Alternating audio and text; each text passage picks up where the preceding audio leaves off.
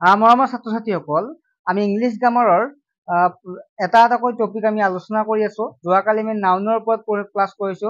যিসকলে নাউনটো চোৱা নাই তোমালোকে চাই ল'বা। আৰু আজি আমি নাম্বাৰৰ পৰা আলোচনা কৰিম, লগতে প্ৰিপজিচনৰ পঢ়ি আছো। এনেকুৱাকে আমি গ্ৰামাৰখিনি আমি আগবাঢ়ি যাম। ছাত্ৰ ছাত্ৰীসকল, যদি তোমালোকে চেনেলটোত জড়িত হৈ থাকিব বিচাৰা, সদায় ক্লাছবিলাক পাব বিচাৰা, তেনেহ'লে চেনেলটো ছাবস্ক্ৰাইব কৰি ৰাখিবা, ঠিক আছে? আৰু লগতে ভিডিঅ'টো ভাল পালে লাইক কৰিবা, আৰু কিবা অসুবিধা থাকিলে কমেণ্ট কৰি জনাবা। ছাত্ৰ ছাত্ৰীসকল, আজি আমি পঢ়িম নাম্বাৰৰ ওপৰত, অৰ্থাৎ নাম্বাৰ মানে হৈছে বচন। শব্দ যি ৰূপ বা গঠন এটা আৰু এটাতকৈ অধিক জীৱ জন্তু বা বস্তুৰ ধাৰণা জন্মে তাকে নাম্বাৰ বা বচন বুলি কোৱা হয়। এতিয়া বচন দুই প্ৰকাৰ, ছিংগুলাৰ নাম্বাৰ অৰ্থাৎ একক বচন, আৰু প্লুৰেল নাম্বাৰ বা বহু বচন। মানে বচন মানে কি হয়, আমি ছিংগুলাৰ নাম্বাৰ, প্লুৰেল নাম্বাৰ যে কি হয়, আমি ধাৰণা দি এটা বা দুটা। এতিয়া আমি যদি কি থাকো, যদি মই অকলে থাকো, আৰু যদি আকৌ বেছি বেলেগ যদি বহুত থাকে, তেতিয়াহ'লে আমি কি হয়, মই মানে ছিংগুলাৰ আৰু বহুত থাকে মানে প্লুৰেল। মানে এটাতকৈ যদি বেছি থাকে তেতিয়া প্লুৰেল। এনেকুৱাকে আমি ধাৰণাবিলাক নাম্বাৰৰ জৰিয়তে দিওঁ। এতিয়া পেন যদি এটা মোৰ তাত থাকে, পেন বুলি ক'ম। বহুত যদি পেন থাকে, পেনবোৰ বুলি ক'ম, হয় নহয়? তেনেকুৱাকে আমি নাম্বাৰবিলাক কাক কেনেকুৱাকে কওঁ আমি এই ক্লাছটো যেতিয়া বুজি পাম। এতিয়া ধৰা হ'ল মানুহক মানুহ বুলি কওঁ, যেনেকে MAN, মেন। আকৌ মানুহবোৰক কি বুলি ক'ম আমি, MEN। এই কেনেকৈ হ'ল MEN, এইবিলাক আমি সকলোবিলাক ডিছকাছ কৰিম এই ভিডিঅ'টোত। সকলোৱে চাবা। এই ক্লাছটো 6ৰ পৰা 12লৈকে চাব পাৰিবা, কাৰণ বহু ছাত্ৰ ছাত্ৰী ইয়াৰ ওপৰত কনচেপ্ট যিহেতু নাই।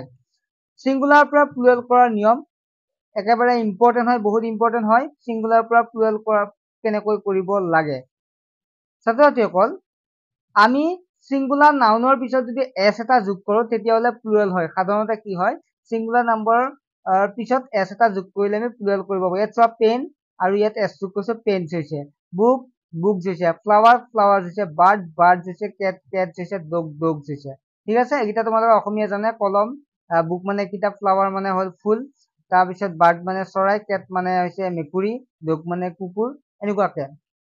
এতিয়া চোৱা, 2 নম্বৰ নিয়মটো, আমি প্ৰথম নিয়মটো সাধাৰণতে হয়, আমি গম পাওঁ যে এছ এটা যোগ কৰি কি কৰিব লাগে, প্লুৰেল কৰিব লাগে। কিন্তু সকলোতে হ'ব নেকি? সকলোতে নহয়। গতিকে নেক্সট নিয়মটো চোৱা। ছিংগুলাৰ নাম্বাৰ বুজোৱা যিবিলাক নাউনৰ শেষত SH, CH বা X থাকে। এতিয়া আমি যোৱাকালি নাউনৰ বিষয়ে পঢ়িছো, সেইকাৰণে মই নাউনটো দি দিছো, কাৰণ নাউন মানে কি তোমালোকে গম পাইছা, যে ছিংগুলাৰ বুজোৱা নাউনৰ পদৰ শেষৰ ফালে যদি S বা SH বা CH বা X থাকে, তেতিয়াহ'লে কি লিখিব লাগে? তেতিয়াহ'লে ES যোগ কৰিব লাগে, বা কেতিয়াবা EN, কেতিয়াবা RN যোগ কৰিব লাগে। মানে মেইনলি ES টো আমি যোগ কৰিব লাগে। যেনেকে বক্সৰ ক্ষেত্ৰত BOX, বক্স, শেষত কি কৰিম আমি, BOXES। আমি সাধাৰণতে SES যোগ কৰি আমি কি কৰিব লাগে, প্লুৰেল কৰিব লাগে। 2 নম্বৰতে ক্লাছত কি হ'ব, শেষত ক্লাছৰ পিছত ES যোগ কৰিব, ক্লাছেছ। ৱাটছৰ ক্ষেত্ৰতো একেধৰণতে, বাছৰ ক্ষেত্ৰতো আমি কি কৰিব লাগে, ES যোগ কৰিব। ইয়াৰ শেষত X আছে কাৰণে আমি কি XS যোগ কৰিলো। গ্ৰাছ মানে হ'ল GRASS, গ্ৰাছ। ওকে, কিন্তু আমি ইয়াত ব্যৱহাৰ কৰা হয়, অক্সৰ ক্ষেত্ৰত কিন্তু কি ব্যৱহাৰ কৰা হয়, OXEN ব্যৱহাৰ কৰা হয়। তোমালোকে মেইনলি কি হয়, ES ব্যৱহাৰ কৰা, কিছুমানৰ ক্ষেত্ৰত, অক্সৰ ক্ষেত্ৰত কি হয় ব্যৱহাৰ কৰা, EN ব্যৱহাৰ কৰা হয়। নেক্সট চোৱা, সাধাৰণতে একবচন ছিংগুলাৰ নাম্বাৰ বুজোৱা যিবিলাক নাউন বা পদৰ পিছত O থাকে, সিহঁতৰ পিছত ES যোগ কৰি বহু বচন বা প্লুৰেল কৰা হয়। চোৱা, ইয়াত কি আছে, শেষত যদি একবচন বুজোৱা শেষত যদি O থাকে, তেতিয়া আমি কি ব্যৱহাৰ কৰোঁ, যেনেকে মেংগো, মেংগো, শেষত কি আছে, O আছে। গতিকে শেষত কি O থাকিলে কি ব্যৱহাৰ কৰে, ES ব্যৱহাৰ কৰি দিবা। মানে কি হয়, সাধাৰণতে O যদি থাকে, তেতিয়াহ'লে ES ব্যৱহাৰ কৰা হয়। যেনেকে মেংগোত মেংগোজ হ'ল, কাৰ্গো, কাৰ্গো, ES যোগ কৰিলো, কাৰ্গোজ। বাফেলোজ, তেনেকুৱাকে টমেটোজ, তাৰপিছত পটেটোজ, বেম্বুজ, এনেকুৱাকে আমি ব্যৱহাৰ কৰা হয়। এতিয়া লগতে বেম্বু মানে হৈছে বাঁহৰ গছবিলাক বেম্বু বুলি কওঁ। পটেটো জানে, পটেটো মানে হৈছে আলু, হয় নহয়? গতিকে ইংলিছৰ বিলাক তোমালোকে নিশ্চয় এইবিলাক সৰু সৰু চিম্পল ইংলিছ, সেইকাৰণে মই আৰু কৰি থকা নাই। আৰু এইখিনি নোটছখিনি মই হোৱাটছএপ গ্ৰুপত দি দিম, যিবিলাকে টিউশ্যন গ্ৰুপত জইন হৈ আছা। নেক্সট হৈছে ছিংগুলাৰ নাম্বাৰ বুজোৱা পদৰ শেষত যদি F বা FE বা Fৰ ঠাইত VS ব্যৱহাৰ কৰোঁ। মানে চোৱা, কথাটো এইটো হাফ, HALF, শেষত যদি F থাকে বা FE থাকে, F বা FE থাকে, যেনেকুৱাকে আমি কি লিখিব পাৰোঁ, KNIVES, হয় নহয়?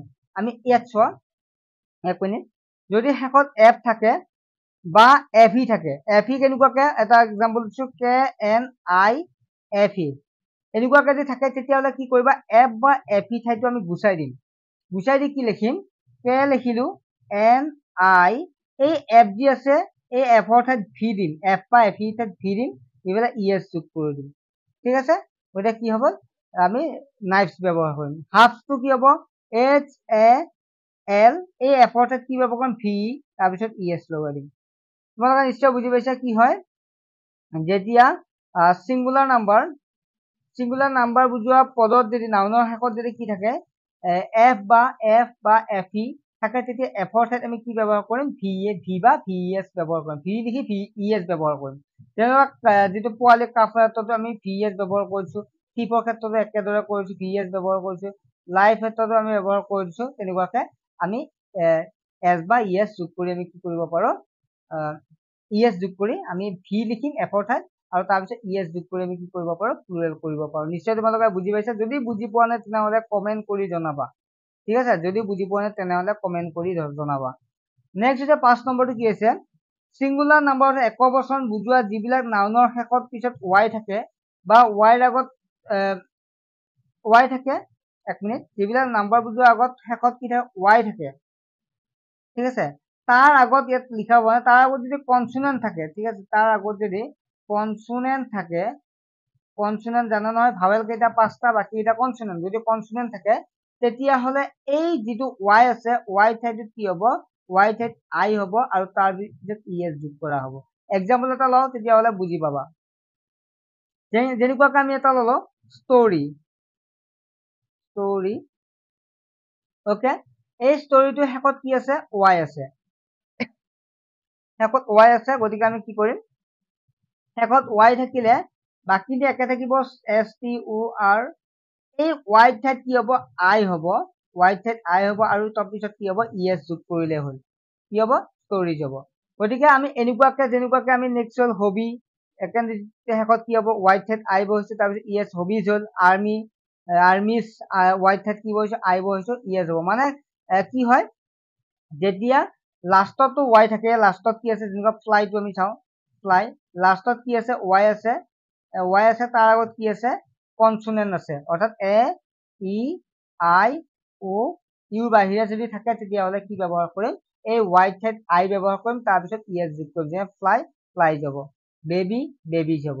নিশ্চয় তোমালোকে বুজি পাইছা, এইটো হৈছে নেক্সট নিয়ম অৰ্থাৎ 5 নম্বৰ নিয়মটো। নেক্সট 6 নম্বৰ নিয়মটো আমি এতিয়া চাম। 6 নম্বৰ নিয়মটো একেদৰে তেতিয়া কি হ'ব ধৰক মই এটা লিখিছো বয় বুলি লিখিছো, বয় বি ও ৱাই বয়, শেষত কি আছে ৱাই আছে, আগতে কি আছিল ৱাইৰ আগৰটো কি আছিল কনসোনেন্ট আছিল, যদি কনসোনেন্ট থাকে ৱাই ঠাইত আই বহাই ই এছ বহাব লাগে। ইয়াত কি আছে ৱাই আগৰটো কি আছে ভাৱেল আছে, ভাৱেল তোমালোকে জানা ভাৱেল কেইটা কি হ'ব এ ই আই ও ইউ, এইকেইটা যদি থাকে ইয়াত কি আছে ও আছে, গতিকে এনেকুৱাকে থাকিলে কি ব্যৱহাৰ কৰিবা বি ও ৱাই লিখিবা, জাষ্ট এছ এটা যোগ কৰিলে হ'ল বয়জ হ'ব। ঠিক আছে, ঠিক তেনেদৰে জয়ছ বা ডেইজ টয়ছ এনেকুৱাকে তোমালোকে দেখা পাইছা এক্সাম্পল কেইটা, আৰু এইখিনি মই নোটছ হিচাপে দি দিম, তোমালোকে লিখি ল'বা। ঠিক আছে, নোটছ কৰি লিখি ল'বা তেতিয়াহ'লে তোমালোকৰ ভাল হ'ব। ঠিক আছে, এনেকুৱা টয়ছ ডেইজ বয়জ জয়ছ প্লেচ, তোমালোকে এনেকুৱাকে শেষত ৱাই থাকিলে আৰু আগত যদি ভাৱেল থাকে তেতিয়া এছ যোগ কৰিব লাগে। নেক্সট 7 নম্বৰ নিয়মটো আমাৰ কি আছে চাওঁ। সিঙ্গুলাৰ নাম্বাৰ বুজোৱা নাউনৰ মাজত ভাৱেলৰ সলনি কিছুমান প্লুৰেল নাম্বাৰ কৰা হয়, কেতিয়াবা কি হয় ভাৱেল বিলাকো চেঞ্জ হয়। এতিয়া এই ভাৱেল বিলাক চেঞ্জ হয় কেতিয়া কি হয় জানা,